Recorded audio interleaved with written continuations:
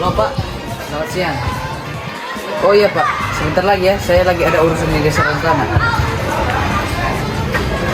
Gila, desa Rentana ini sejuk banget ya.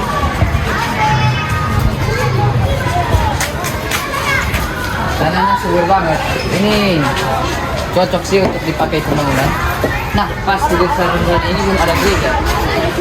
Saya bangun gereja aja lah. Halo, Pak RT. Saya ada usul sih Pak. Saya pengen membangun gereja di daerah Rantara sini Pak. Gimana kalau kita bicara di kios dekat rumah saya saja Pak? Oh siap. Terima kasih ya Pak. Dengan Bapak Jos? Oh iya. Nah tadi saya Pak, kenalkan. Saya David, wakil dari komunitas Kristen. Nah kami tuh ingin membangun gereja Pak di daerah sini. Itu boleh nggak Pak? Yang saya Ustaz. Saya terlambat, tapi saya menolak karena kekhawatiran saya akan terjadi sebuah konflik. Mungkin saja bisa Pak, tapi kita tanyakan dulu pendapat masyarakat yang lain. Dari sana boleh-boleh saja sih, agar desa kita bisa semakin maju dan tingkat toleransi kita bisa semakin tinggi. Nah, kalau begitu bagaimana kalau kita musyawarah di rumah saja saya? Oh. Sejauh ini sudah pernah dibangun gereja tidak Bu di daerah Rantana? Sejauh ini belum sih Pak. Kami sih ada rencana membangun ya, cuman tidak menemukan lahan yang pas. Sekelilingnya ada, itu jauh sekali Bu. Kalau Bapak mau, di lahan belakang rumah ibadah saya ada lahan kosong Pak, berdekatan juga dengan masjid. Oh begitu, lahannya besar tidak Bu? Lumayan besar sih Pak, namun itu milik pemerintah. Bagaimana kalau di situ saja pembangunan gerejanya? Boleh sih Pak. Tidak, saya tidak mau. Karena lokasi masjid tidak bisa berada di dekat gereja. Saya akan ajukan surat ke pemerintah untuk membatalkan pembangunan tersebut. Pak, apakah bisa dibicarakan dengan baik-baik? Saya tidak mau, karena pembangunan gereja dapat mengganggu aktivitas kami sebagai umat Islam. Ini ada apa ya ribut-ribut? Bu, kami sedang melakukan musyawarah untuk pembangunan gereja di sekitar vihara dan masjid.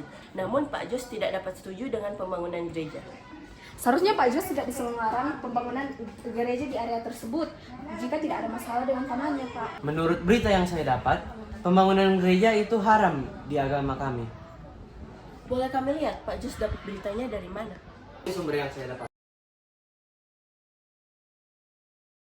Pak Jos, itu sumbernya masih tidak valid Pak Jos, karena itu masih berdasarkan opini atau pendapat orang-orang. Sebenarnya pembangunan gereja ini tidak akan mengganggu aktivitas umat Islam di masjid Pak. Lagi pula kita berada di Indonesia yang memiliki 6 agama, salah satunya agama Kristen. Seharusnya Pak Jos tidak memiliki rasa toleransi yang tinggi untuk menerima pembangunan gereja ini. Ya, setuju dengan pendapatnya Bu.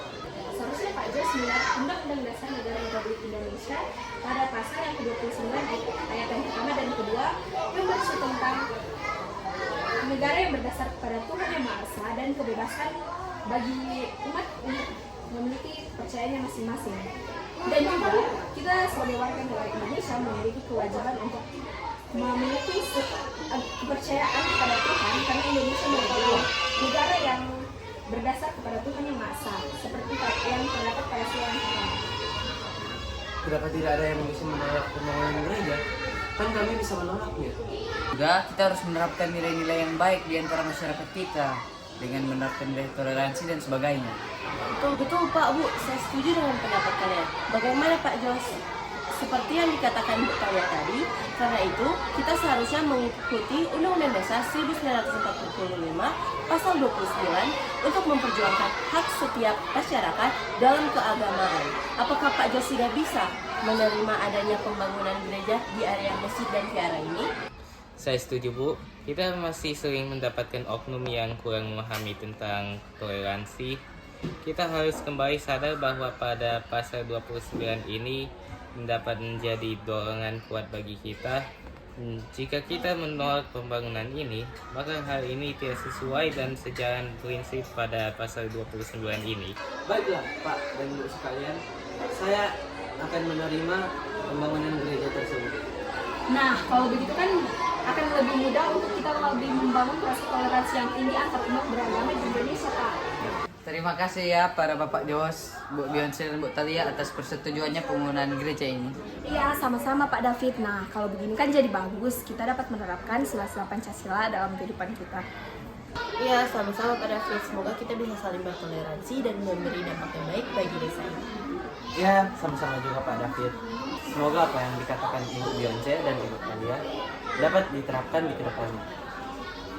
Dan terima kasih juga kepada Bapak Evata yang sudah memberikan pendapatnya atas masalah ini. Sama-sama Pak David, semoga kita semua bisa menjadi contoh yang baik untuk desa sekitar.